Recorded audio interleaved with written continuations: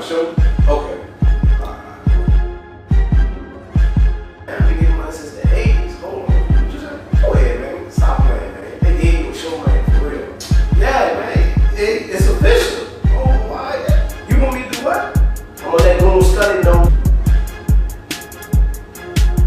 Yeah, what's good, CEO? What's up, man? That's what's good. Pass the word that he got the show, man. Oh, you lying, man. What? You mean to tell me that you don't got a show? And nothing on me to be on the show? You gonna pass the what? Man, that's gonna be some more money. Alright, I'll do it. I'll pass the word, man. Just give me that loop. I know my show will make you feel some type of way. Check out my show, man. Don't tell Bass I'm gonna be on the show. You know the K.Kinte show. Don't tell Bass I'm gonna be on the Little Bass. Yes, welcome to the K.Kinte show. This is season 8, episode 2, and I'm back in the host seat. I'm back.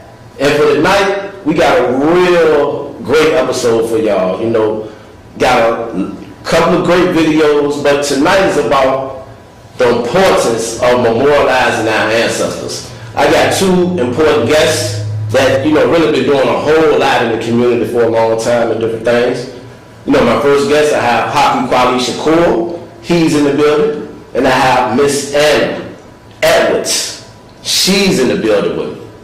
So this is going to be a powerful, powerful show because, you know, Miss Anna Edwards, if y'all probably seen the paper, you know what I'm saying, the 50 plus, you know, Miss Anna Edwards is on the front of this, you know, paper. You know, we're going to get into, you know, the discussion tonight, the importance of memorializing our ancestors. And, you know, I had to do a show like this, ladies and gentlemen, because it's my responsibility to do this show because I love my ancestors. I love what they did for me, you know what I'm saying, so I have to pay homage like this. So now what we're going to do before we get into the discussion with both of my guests, we're going to go into this video right now. Let's check this out. Bigger than the slave trade. Abraham said he freed us, but it looked the same way. Jim Crow apartheid. Please don't start line like they ever stop line, like we ever stop dying. The death rate, the birth rate. Risen on the 3rd day, beginning middle. I'ma make it in the worst way. The ballot or the bullet, bust some bullets on the ballot box. The right to vote, that's the hoax. We dealing with a sly fox. The devil saying why not? We dealing with some savages. We dealing with some challenges. No time for praying mantises. I'ma visualize a revolution in my neighborhood. Take a bad situation, I'ma make it good. I got a riddle, I'm the reason that the game is played. Some of us made it over, some of us stayed. A gang of people died when they was on their way. Who am I? I'm a victim of the slave trade. I got a riddle, I'm the reason that the game is played. Some of us made it over, some of us stayed. A gang of people died when they was on their way. Who am I? I'm a victim of the slave trade. Back out here again. Ready to come out here and pay homage to my ancestors, man. You know, the thing is, we demand a memorial plaque, though. You know, we still demand that. Because some of y'all still don't think y'all African, though. So, you know, then when Black Panther come out, everybody got dashikis on and shit. You know what I'm saying? When Black Panther come out, everybody got kufis on, dashikis, we got bees. Everybody in the movie theater. This was Wakanda right here, right? Wasn't this Wakanda? Cause everybody, that's what everybody said they was. We in Wakanda. We in Wakanda and shit. We in Wakanda. But goddamn, I'm standing on Wakanda. I'm standing on what created Wakanda. Think about it. I ain't gonna mess with y'all too much, but you know, I just get hyped because when I'm on the, you know what I'm saying, burial ground of my ancestors, I guess the spirit come up in me. You know what I'm saying? The ancestral spirit come up in me. Cause I know I got African in my DNA. So, you know, I ain't like none of y'all off-brand niggas. y'all off-brand niggas. I know a lot of y'all niggas indigenous now. I already know it. I understand it. You know, I know it. Because if it was a goddamn Native American burial ground, everybody be at this bitch, won't it? Because everybody got Indian in that blood, don't it? If it was a Native American burial ground, would y'all get that bitch memorialized? I just want to know. Y'all, I think y'all fight hard for that shit. But when it came from the Africans, y'all ain't fighting for that shit. Come walk by this sign so people can see. So people around the world can see. So people can around African ancestral burial ground. I just want to put that up on. I just want to make sure people. Let me do it one more time. Cause around the world, you know what I'm saying. I'm just saying around the world. I'm from Richmond, Virginia. So, African ancestral burial ground.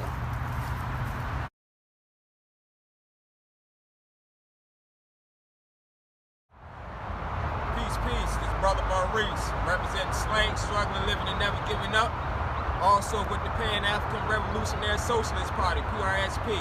I'm here today at our beloved African burial ground, our ancestors' burial ground. We still have not received a memorial on this burial ground yet. I've been participating in this struggle for 7 years, since 2010. Participated with the dying protest at VCU, spoke at City Hall, and we got it to the point that the parking lot is gone, but there's no memorial here. Where the kiosks at? I've been told that we're gonna have Africans in the community that's gonna come out here, they can track their bloodline, their DNA, their heritage.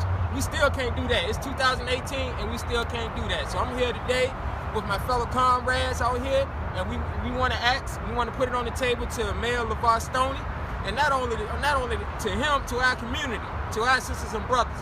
Y'all gotta come out and support this. Everybody up in DC, everybody wanna fight one man Trump, but it's the system. The same system that Trump is governing in DC runs right here in the RVA. We need this for our culture.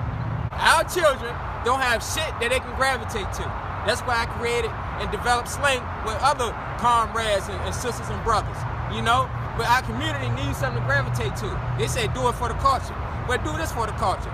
Bring a memorialize this burial ground. You know what I'm saying? We need a memorialization. We got a Miguel Walker statue, right?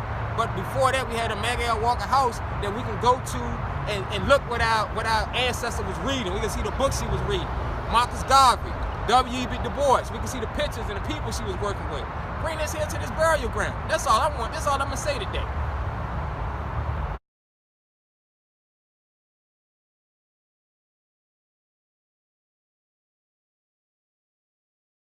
Greetings.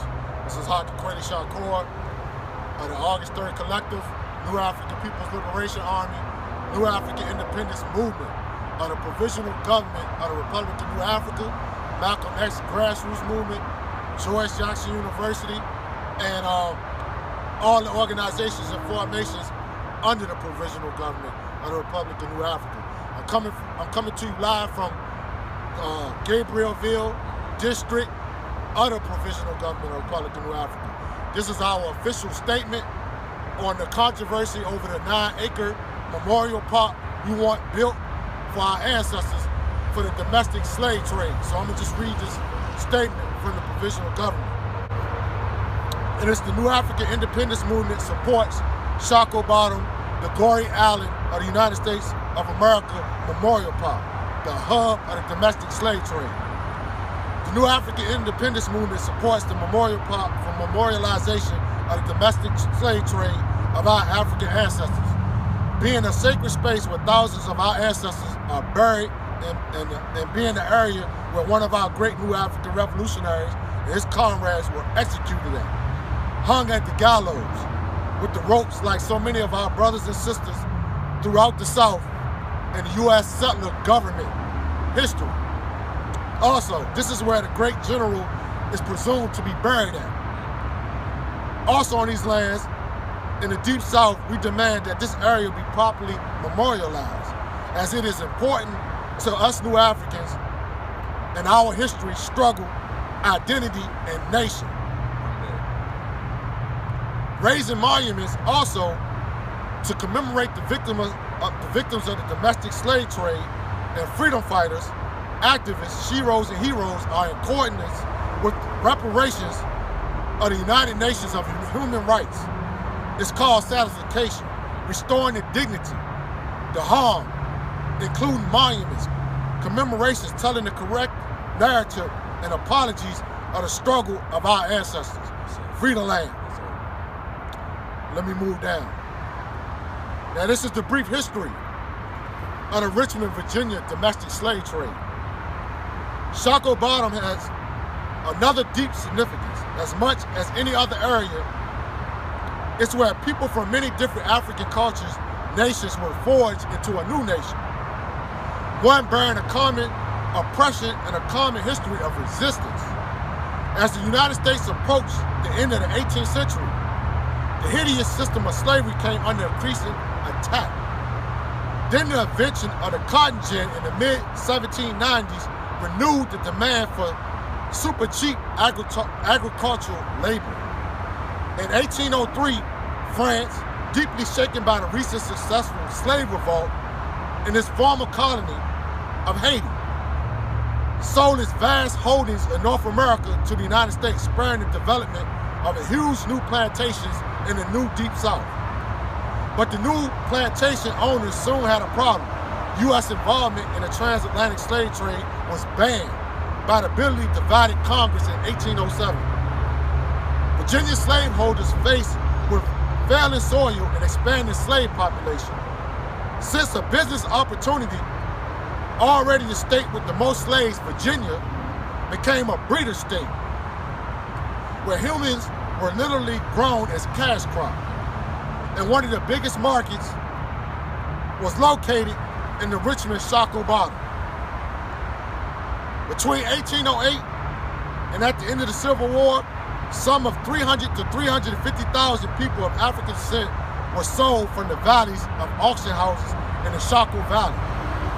By 1865, the black population in the United States numbered about 4 million. That means that millions of African Americans, new Africans today, can trace at least a part of their ancestry to this small piece of estate in Richmond. So in a sense, Shockoe Bottom is the gory island of Senegal of the United States of America. The story is seldom told in Richmond or anywhere else or in entirety until now. The reason for this statement to LeVar Stoney and this statement to the city of Richmond is based on the size and the area of the memorial park and what we're demanding. What we're demanding is that this whole Shockoe Bottom is sacred history. It's a sacred space. It's not just one area like pertaining to the Lumpkins jail. So they just want to memorialize the Lumpkins jail with a museum. But what we're saying is that this whole Shockoe Bottom is world history. You see what I'm saying? It's bigger than just local history. This is world history. This is connected back to the motherland. You see what I'm saying? And this is connected to a Holocaust. You see what I'm saying? So they must be memorialized in that way. We're making a connection to the struggle of today. And what that struggle of today is that we still have freedom fighters, ancestors, elders of the same descendants of those same ancestors who were enslaved, who were political prisoners. Let's get that, you know what I'm saying, point made is that our ancestors were brought here as political prisoners. We still have political prisoners today of the same ancestry that we're struggling to free today and have connection to this area. Why do we have a connection to this area? Because this is the origin of the black nation. That black nation is the provisional government of the Republic of Africa, which turns 50 years old this year. So this whole connection to this area is based on our nation. It's important for this area to be memorialized under human rights. This is world historical history, this whole area. Yes, welcome back to the K.Kinte show. So you know what this show about, ladies and gentlemen. The importance of memorializing our ancestors. I'm a big advocate for the memorial park that we're supposed to be getting, built down Shockoe Bottom. Now my two guests that I have in the building with me, Miss Anna Edwards and brother Haki, Kweli, Shakur. Now, first, Miss Anna Edwards, this powerful lady right here, and the markers that y'all see far as with on the slave trail and different things, Miss Anna Edwards is responsible for these markers. She's been doing a whole lot of work in the community, a whole lot. How you doing, Miss Anna, first of all? I'm doing great. I just thank you for blessing the show, blessing the K.Kinte show with your presence. I thank you so much. No, I thank you. These opportunities are actually what make what we do worthwhile. They just are. Now, Miss Anna, the thing I want to talk about right now is, and actually you are from California, Los right? Angeles. Now, do you have any African in your DNA? want to be direct. Because the people like when you be direct. Yeah. I just want to know, do you have any African in your DNA? So yes, of course I have. DNA is, this is the building blocks of what we are literally made of, right? So yes, literally. My father did his DNA, test in order to reveal that there's connections to parts of Cameroon, to parts of Nigeria, and some other stuff as well. And some of you may not know that my mother is actually Norwegian. Her family's Norwegian. So, my DNA, thing comes up pretty 50-50 in terms of African and European. Okay, African and European. That is you indigenous. Do you have any Native American in you?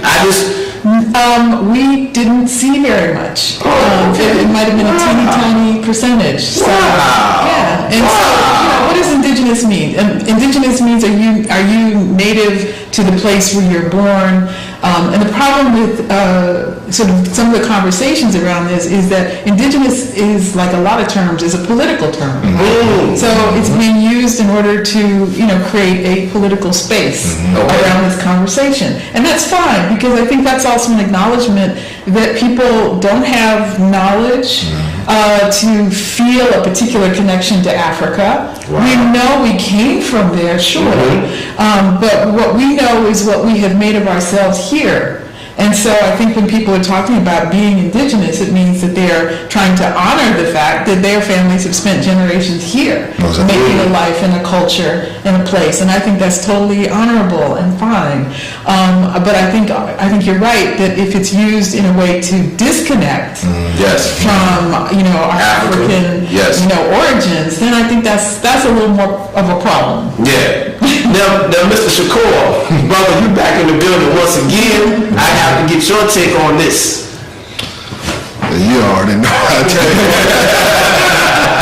I got African in my blood. I mean, it's no dispute. I love Africa, and you're not going to disconnect me from Africa.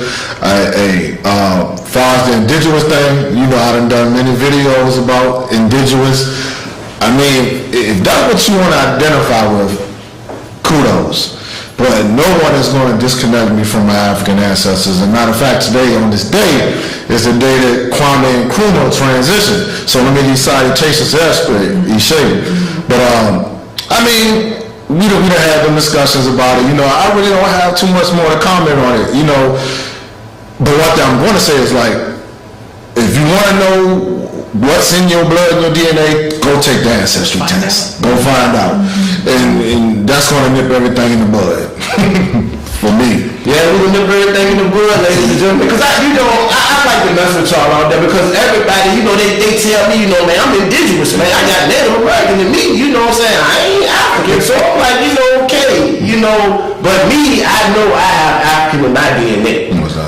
So we're going to get ready, ladies and gentlemen. What we're going to do, we're going to go to this next video, and we're going to come back with a discussion, because we got real hot topics that we're going to discuss that's going on. So let's check this video out.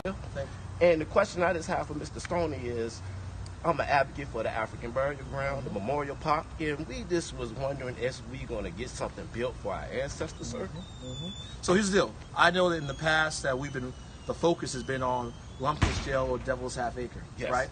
And I like the progress we're making there. We got dollars in the budget from the state level that will focus on that, but we got to think bigger than that, right?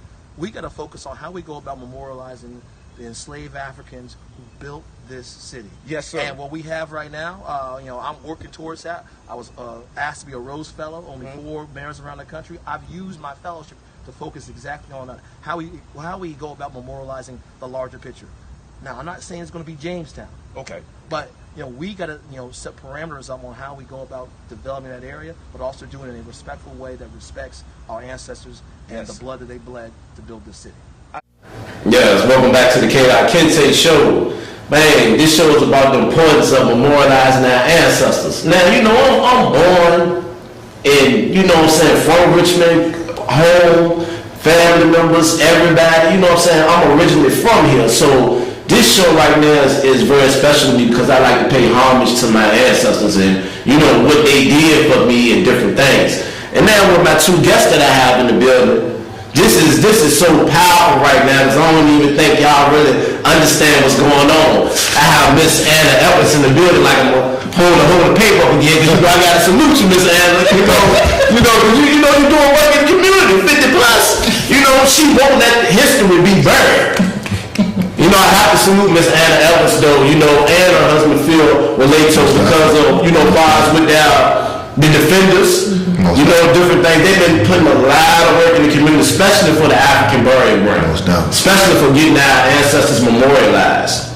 Now, Miss Anna, do you think it's going to be soon, or how soon do you think we're going to get some type of memorial for our ancestors? Because we were talking earlier about like how New York City, they actually memorialized their ancestors with a memorial park, statues, museum, and different things. That's in New York City, ladies and gentlemen, if y'all didn't know that.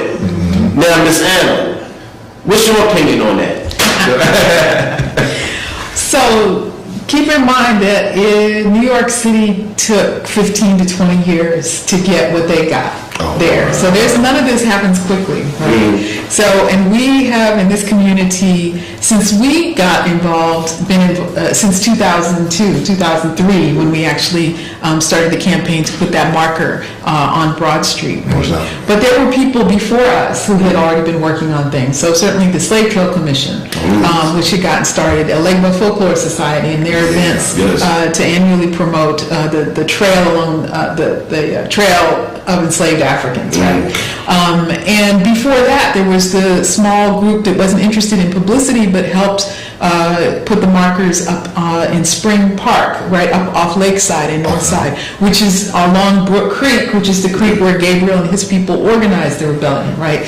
So people have been doing this work all along, and everything has been adding up to creating momentum where we are now in a position to be able to share this history in a way that we haven't been able to before. So it's powerful, and the fact that we're sitting on a weird kind of moment right now where we have all, in various ways, we have worked to elevate this story to such an extent, and to elevate an understanding of the sites that we have that are our cultural resources that we are not only trying to claim, but also to protect, and then also to develop in a way that will tell this story for the future, right? Yes. So that's the African Burial Ground. That's also the Lumpkins Jail site. The 9-acre memorial park that we have articulated is really all that we can keep from development in that area that isn't going to be developed in the way that we think is best to claim this history, right? So as we are trying to do that, it's been a long time. I was not gray-haired when we actually put some old pictures up, actually, right? That's the wisdom that came in, kind of quick. The wisdom. We can call it wisdom too. But the truth is, this is how long these things take, right? Because we're voices coming up from the community, amplifying it, learning from people in the community along the way about how they feel about it. And there's no single set of feelings. There's a lot of complicated feelings about this history and these sites. And so the most important thing I think we've always felt we could do was to continue to amplify people's feelings through the newspaper, through the radio show when we had that, through the annual events that happen, but also through collaborating with people. And then probably the most gratifying thing is to, sort of wake up in the morning and turn on, Facebook or turn on YouTube or turn on something and see that other folks have taken this and are running with it and communicating with the people who talk to them, right? Because that's the way it happens. So to go back to actually answering your question, I think we are right on the cusp of this thing happening. But whenever you are right on the cusp of, say, the city doing what we think they ought to do around this, and it starts working its way sort of up the chain or up the ladder, that's also when the community has to stay the most vigilant, right? Because we get tired and we want to turn it over to the people that we think have the power to make the decisions, who have the money, but then that means you are turning over the decisions to them and the prioritization to them, right? So this is the moment when we can cheer for how far we have come, but where the vigilance is incredibly important, and you have to stay on it, or they will take you out of the process. They will take you out of your influence. And we have it all. I mean, that's the beautiful thing is that it's because of the community's feelings about this that the right is on our side. Yes. And I feel though too, you know, Miss Anna, when it eventually happens, the Memorial Park, it will bring a lot of revenue to Richmond. See, people don't really understand this right now because this is the home of the slave trade. So this is going to bring a whole lot of revenue right now. And see, that's why I feel like it's my responsibility, my brother Haki, Kweli, Shakur, responsibility for us as younger guys to get involved with this. I mean, because like I said, we pay homage to our ancestors, but we know how important this is. Like, see, around the world haven't even got a whiff of really this too much. I mean, they did, but it's not really like I feel like it should be. When we talk about history, when we talk about what's going on, we are overlooked. Richmond, Virginia is overlooked. I feel like that. You know, I mean, we overlooked in everything, but especially the main, I mean, everything. And we got talent, we all that we overlooked. So I feel like the main part of what's our identity is this history, the slave trade of what everything happened. You know, like when y'all go down there and party at Shockoe Bottom, where, you know, look at our ancestors were shipped and sold off at, you know what I'm saying? I'm just, you know, keeping it real because I know we got younger generation looking at us. So I want to let them know, you know, what I'm talking about. That's why this is the slave trade, the hub right now. So Brother Shakur, man, I want you just to, you know, add on to that, what you got to say. I mean, you know, it's just going to happen. You know, one day. I'm patient. You know what I'm saying? That's why, you know, and I just want to give thanks to my ancestors. I mean, and my elders of you know, the New African Independence Movement, Black Panther Party, because they, if it wasn't for them, a lot of this history I wouldn't even know about. Even though I'm a native of Richmond, I'm a historian junkie, but they were the ones that told me about Gabriel Prosser. They were the ones that got, you know, the foundation of the Provisional Government of the Republic of New Africa. The foundation was always made in Richmond, Virginia. They always kept that in their whole struggle. They always mentioned Richmond, Virginia. So just off of that alone is what boosted me into the movement. You see what I'm saying? I didn't teach them like, you know where you live at? You live in Richmond. That's Gabriel Prosser. You know what I'm saying? As the don't mean to cut you off, but let's talk about the Republic of New Africa now. Okay. Because this is explain that to people out there when you talk about the Republic of New Africa. Well, yeah, because a lot of people get it confused. Too many people don't know about the history of the Provisional Government Republic of New Africa. March 1968, matter of fact, on my button, this is the 50-year commemoration of the Provisional Government Republic of New Africa. And what that is let me just break it down simple and fast.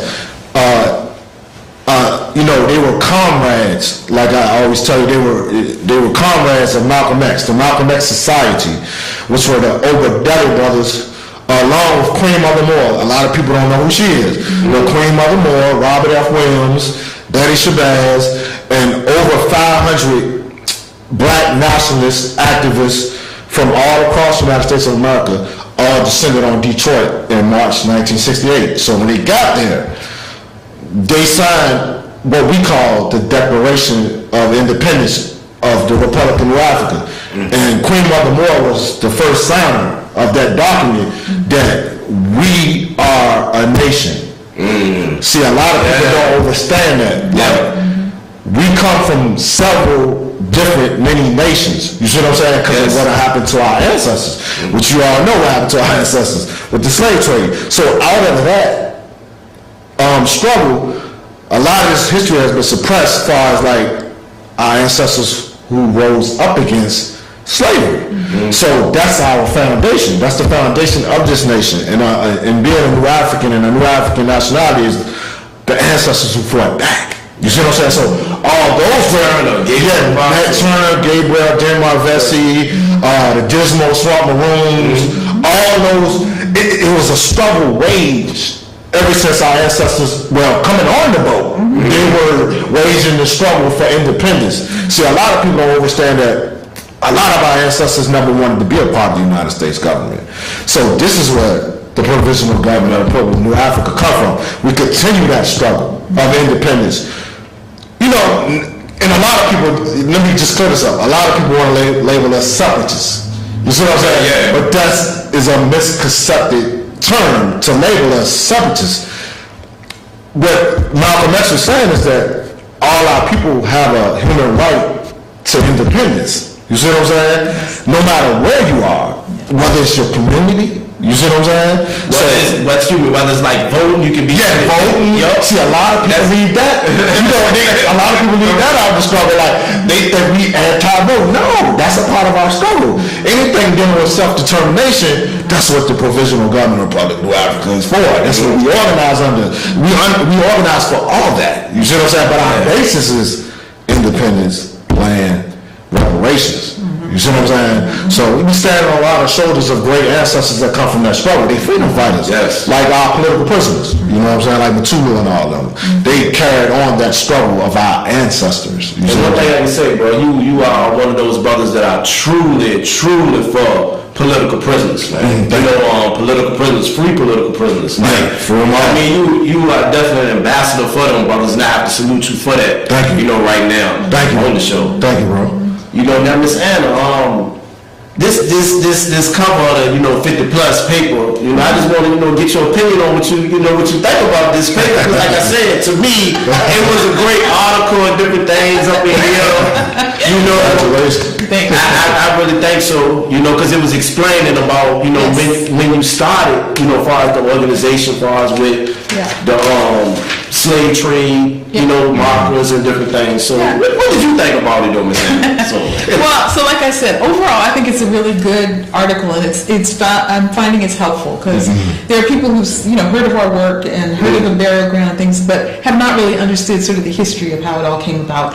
So things like this are very useful in that regard. Like I said, I had issue with some factual errors that are in there, so they give me credit for things all by myself that definitely is not I want to true. give credit to, like you said, I want to give credit to the Electoral Folklore Society, the Slave Trail Commission. I want everybody that's been playing a part that's trying to get our ancestors memorialized. I want to salute everybody that's doing that right now. No, and so it's really a matter of over the course of this 15, 16 years of doing this work, we have worked with people. We have not always agreed sometimes on tactics or strategy, but in the end we are all working to ensure that this history is preserved and protected for the future. So that means we're working both around the physical site, our knowledge building, but it's also about process. It's also about how these decisions get dealt with, how they're handled, who's involved in those processes. There's a lot of things going on in Richmond that really are tied together. So when I think about the Sacred Ground Project and its relationship to those things, so we've been centered on the struggle to reclaim the African burial ground and now on the development of this memorial park, right? At the same time, you have the East Marshall Street Well Project going on, which is focused on the history of the advancement of medical studies through anatomical studies on black bodies. Oh, wow. Okay? So that's going on. That's information. This stuff. At the same time, you've got the people who are working on a more contemporary 19th and 20th century cemeteries in East End and Evergreen, right? The places where Maggie Walker is buried. And yet, there's not been care there until the last maybe 20 years, 15 to 20 years. So all this is going on right now. So there's a lot of work that's going on that is reclaiming our history. There's somebody else, and this is a retired white man who moved here and started doing walking tours just because he likes to walk and came across the second African burial ground, which is the one that's up near the Shockoe Hill Cemetery and the old Hebrew Cemetery, right? So Richmond is busting out all over with reconnecting with these histories, making them public, and beginning to really put together a landscape of black history in Richmond that is helping us understand where we came from, how we get to be where we are now, and how it rolls into the decisions we're going to be making, going forward. The one thing I do want to clarify in here, it doesn't have to do with me, but it's a position that we have, is that somewhere in the late 19th century, somebody started referring to Gabriel as Gabriel Prosser. And I'm telling you, every time I see it, I'm going to scratch it out. Because Prosser was the name of the man who owned him, right? right? That was family, his slave name. right? It was his, but it was never his name. That was the slave master name. And never did Gabriel use it. Never did they use it for him. The only time that name was associated with Gabriel was in the possessive. It was when they would say Prosser's Gabriel in order to refer to him and who owned him. And that was during the legal proceedings, right? Or in the but never ever did Gabriel use that name. Ever. Yes, I'm glad you brought that up. That's some information right there. Yeah, that's real good. And it's something I want to clarify because I'm glad she brought it up. Because I think it was Phil. Yeah, it might have been Phil. Phil, I think Phil had seen something I had posted. Yeah. And I use Gabriel Prosser. Sure. But people do. Let me make this clarification. Far from the Provisional Government of Republic of Afrika the only reason we use the whole name, we know he never used those terms. So we know he never used that name or on that level. The only reason we use it is because of the information to find about him. Because you're not going to, if you put in Gabriel across, you know what I'm saying? It's not going to pop up. Yeah, it's going to pop up as Archangel. Angel. Yeah. So the only reason we use it, we don't call him that. You know what I'm saying? We use just Gabriel like they do. But the only reason we use Gabriel Prosser is because the youth and everybody, when we mention him, because a lot of people still don't know about Gabriel. You know what I'm saying? So New African Independence Movement, the only reason we say Gabriel Prosser is to get people to research him because we know it's going to pop up. Yeah. You see what I'm saying? Because you know how it's set up. It's set up. That's what I'm saying. So we just use that as a strategy. You see what I'm saying? Sure. Along with calling it, like recently, we certified this district as Gabriel Prosser District under the government of the Republic of Afrika. So we only use it just to get people to research him, to get his history, because we know it's going to pop straight up. Because I get that question a lot. Because like when people see me post it, they be like, why are you using Gabriel Prosser?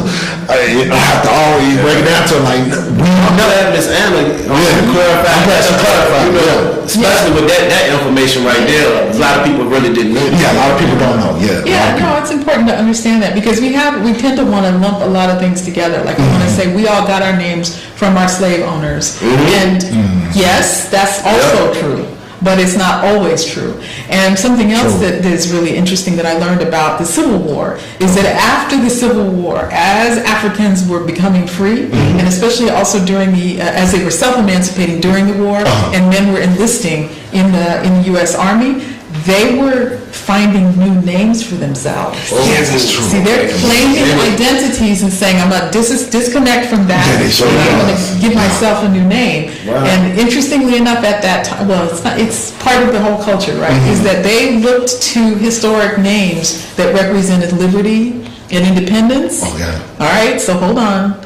There are so many Washingtons, Jeffersons, Browns, right? All the names that are associated with the American Revolution are names that black soldiers and black people claimed in that time to identify themselves, right? So you got people whose last name is Henry, you got people whose last, all these names you're going to find, but mostly you see a lot of Washingtons, right? A lot of Jeffersons, a lot of them. So, and understanding that there was an understanding that they were trying to claim what they believed was their part of this place, because this is the place where they live, right? And so, we can't go back and just diss people for saying, why would you take a slave owner's name, right?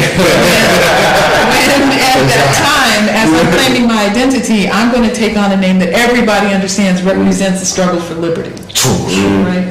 So that's part of the mix. And that's part of what I like to do, is I like to make it complicated. Now, I'm not trying to simplify anything. Now, Ms. Anna, what I want to ask you too, what made you get into wanting to know, more about your family lineage and your DNA and different things? What made you want to know that you had African in your blood and you had? Right, so first of all, I was never confused. Some people still confused. I've never been confused on that score, and frankly, I find it astounding that anyone is confused on that score. But the truth is, so I came here in 1988. So I was a 28-year-old young mother, or about to be a mother. Anyway, I came to Richmond, and my family at that time were all in Los Angeles primarily, and had spent part of that migration, right, out of the South in the during the 20th century. There's that book, The Warmth of Other Suns, right? So our people were of those who migrated to Los Angeles. Exactly. And it took until about 1962 for them all to be there. So now I grow up in Los Angeles, and then I go to New York, and then I end up meeting a guy and marrying him. He's from Virginia. I come to Virginia, and my whole family is like, we don't understand. It took us a long time to get out. You go back. But the second piece of information was, we know that one of your ancestor grandmothers was sold out of Richmond. So that gave me a connection that at first I just thought was interesting history. But later, I was here in '88 and I started getting active in 2002. It's at that point, as we were starting to work on the Shockoe Bottom, and people were saying, well, in the Defenders, you need to be that spokesperson. And I said, well, I don't feel like I have the right. I just got here. I'm 5 years here. What am I, come here? I'm a come here. I'm not from here, right? And so, but as somebody pointed out to me, he said, no, your ancestor grandmother is from here. You're of the people who were here and got sold south, right? And deeper south, then part of the migration, over time that our people took. And so I said, okay, on that score, I claim my right to Richmond, and therefore I claim my right to speak on this issue. And that really, that and the principle that you were just talking about flipped my switch. And that principle was understanding that the right of oppressed peoples to self-determination in the face of their oppressor helped me understand that I could be in any room and understand the power dynamics and what was going on. It makes it possible for me to understand what I'm dealing with when we deal with opposition down there, but also reluctance. So people will focus on, because I can hear it, you're explaining the same confusion that people have with this principle, right? So it's the right of self-determination in the face of the oppressor, right? The emphasis is on the word right. The self-determination is the second part. The emphasis is on the word right. I have the right to claim my place. I have the right to say I want to be independent. I have the right to say that I'm going to be dealt with in this way with the people who are in power, right? It is not saying I want to be separate. I want to leave. It's not saying that. It's saying, in essence, I'm claiming exactly the same right that every other citizen of this country claims. That we were not allowed to have. We were not allowed to have right. We were not allowed to look a white person in the eye.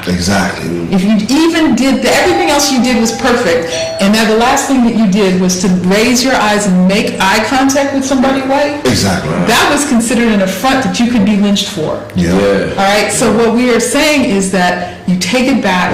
I am saying that in and of myself in this place, I have the right to determine my relationship to all of that. I choose to be here. You have people who are now saying they're indigenous. I choose to be American because this is what I know for 400 years. They can choose that. Absolutely. Right? But they're not then saying that means I throw everything else away. I don't want to be here. I'm not invested. I am. We are. I just feel like when people say about the indigenous, I feel like they kind of they diss Africa. That's my thing. It's like, it's in a way, it's cool that you do have Native American in you, but why are you dissing? The motherland. That's what I really don't support that. I don't support that at all. So I'll just say that I have been to Africa, and and not broadly. I've been specifically to Mali. I spent 24 hours in Dakar, and I went to the Gore Island to see the house of slaves, and the door of no return. And we have a lot to do to reconnect with Africa. We do. And part of that can be with people who have come more recently from Africa to try and get an understanding. But also understanding that they don't always know the older history either. They had a very particular experience through colonialism that we don't understand over here, right? The last time we worked to understand that was when we were helping with the anti-apartheid struggles in the 60s and 70s, right? So there's some reconnecting that we need to do in order to understand understand the reality of our relationship and our connection. Exactly. Now, what I would want to, ask Ms. Anna, what would you say to the younger generation out there that as far as that's not aware about their history, that really that's from Richmond, Virginia, that don't even know about the slave trade that happened, about having the Africans were shipped and sold here, that this was one of the largest hubs. Sure. What would you say to some of the younger people out there that probably should get involved with, because we need every voice, every voice. I mean, I'm all about education, and the history gets me, the history motivates me, empowers me, makes me feel like I can tell. He's a Haki player. He's like the same way. So it's like giving me power, right? It's like, right? So for young people, I would say a lot of times what's happening is they got so many questions and they don't know where to start, right? So I would say start with one question, one single thing that you are curious about that you don't really know the answer to and you want to know the answer to. And honest to God, literally, you could call your local librarian and say, can you direct me to a movie about this? Can you direct me to, a book about this? Or can you direct me to somebody in the community who can, we can just have a conversation about it, just to get it started. Don't worry about knowing all of it, because it's a lot to know. And, maybe it's something to do with what you already are involved in. If it's music that you're already involved in, connect with that. We have this guy who comes, Sheikh Hamala Debate. He is from Mali, but he's now based in D.C. He comes to Richmond to the folk festival, right? And I think it's an international music festival. He comes there and he will play his guitar with bluegrass musicians, with blues musicians, and he's playing Malian guitar. And in that space, you get to hear the connections. Okay? The way it is centered and the way that it is dispersed out into the peoples of the world. So that you can claim your piece of it by hearing, the connections, right? And so if it's food, shoot, do it that way. Do it through the food. You know where hush puppies come from? We know what hush puppies are, right? Hush puppies come from West Africa. They are originally made from ground black-eyed peas. We all understand black-eyed peas. We know what they're for. We know where they're from, right? We celebrate those black-eyed peas on New Year's Eve, right? On New Year's Day, right? So there you go. You're already connected, right? Already. And the relationship to Native Americans. That is something to not take lightly. Whether you actually have it or not, find out. And be clear. I mean, my grandma, she's Cherokee, but that's what, they say, so I don't know if it's real true, but that's what she told me. She claims it. I mean, Right, but understand what it means for you for real, and then don't leave it in the 19th century. Exactly. You have Native people around you right now with a history that people in Virginia messed up. Complicated, right? But also we've had a complicated history from the beginning. And I think what all of us want is to be acknowledged and dealt with on a real basis. So we don't need to leave Native American people in this realm of fantasy or nostalgia or history any more than we want to have that relationship with our African history, right? And so that's going to take knowledge building about what's happening right now. That's going to take linking up with the struggles. So one of the struggles that is happening right now that Native Americans are taking the lead on, right, is water rights. Okay, the pipeline and those kind of things that we think maybe no big deal because it's not right here, but it is in Virginia and it is in the middle, Midwest of the country.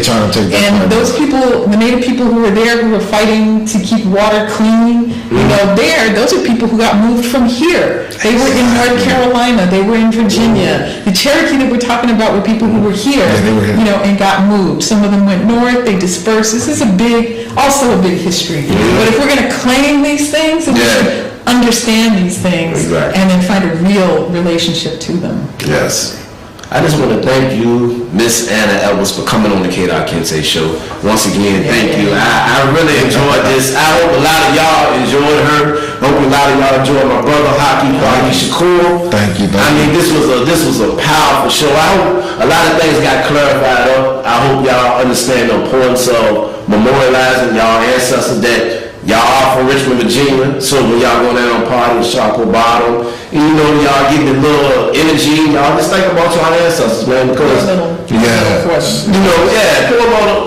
little look out for them. Like Anna said, pull a little look too far. Pull a little look out. Catch that. But yes, pay homage to your ancestors. Let's go on to this commercial for we in the show. There are some people in the world that would never support you because they're afraid of what you might become. They see your potential. They see your outcome before it happens. They know you great. They smile in your face. Whole time they want to take your place. Wish bad luck on you. Throw dirt on your name. Hate me now like Diddy and Nas. I'm born a king like K.Kinte. They throwing rocks at the castle, but I can't even knock it. Like gold I'm shining, like diamonds I'm shining. They got the hate, so I just school them and give them assignments. I don't. For the poverty people. We are in poverty. We got a lot of social media revolutionaries. You don't see these niggas out here doing that. Y'all niggas don't got elders. So that's another thing. Y'all don't even know how to do shit. A lot of our ancestors never wanted to be a part of the United States government. So this is where the provisional government of New Africa come from. We continue that struggle of independence. Hold the paper up again, because you know I got a solution, Miss Anna. Because you're doing work in the community, 50 plus. She won't let history be buried. We were talking earlier about like how New York City, they actually memorialized their ancestors with a memorial park, statues, museum, and different things. The 9-acre memorial park that we have articulated is really all that we can keep.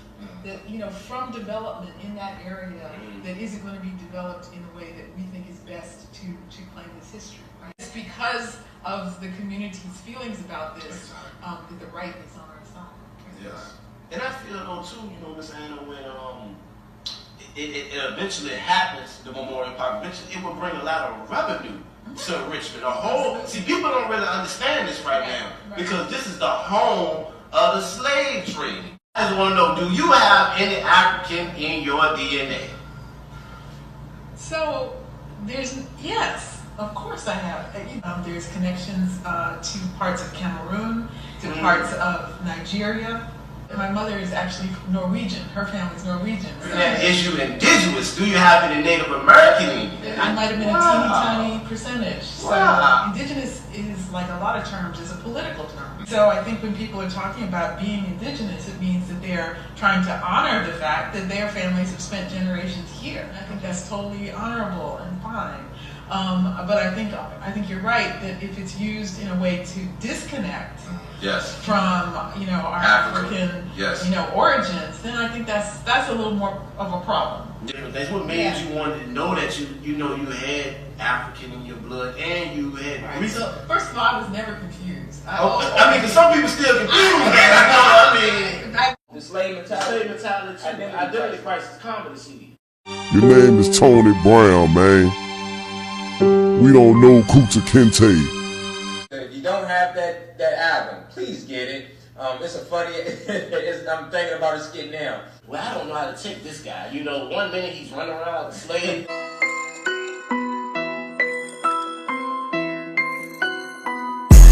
Next minute he's a rapper. Man,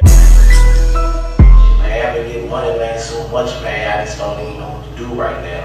So that's why I keep on holding on to a Slave City shirt. Yeah. And listen in the bushes and.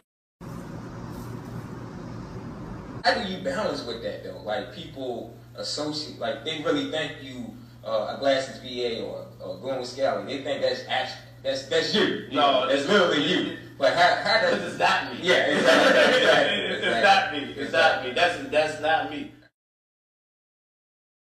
And I just want to end this show just saying thank these powerful guests right now once again. Thank you. And like I said, Miss Anna, I pay homage to you. You've been doing, you and Mr. Phil Relato. Yes, sir. Y'all been doing a whole lot of things in the community as far as we're helping getting our ancestors memorialized. And I just feel like I said, I feel like it's my duty as a youth, because I do have a platform and I want to, and I do comedy, I do skits, but I want to show my platform a variety of different things, and I want to show my platform what Richmond is really about. And shout out to the brothers that's down in the city right now, man. I just want to shout out to y'all because I know y'all look at the shows too. And like I said, there's a lot of smart brothers still in there too. That's up on the knowledge and different things. So I just want to salute y'all. Make sure y'all check out the K.Kinte show next week. Y'all never know what I'm gonna do. Y'all see who we had in the building. Miss Anna Ellis and the brother Haki, Kweli, Shakur. Thank y'all for tuning in.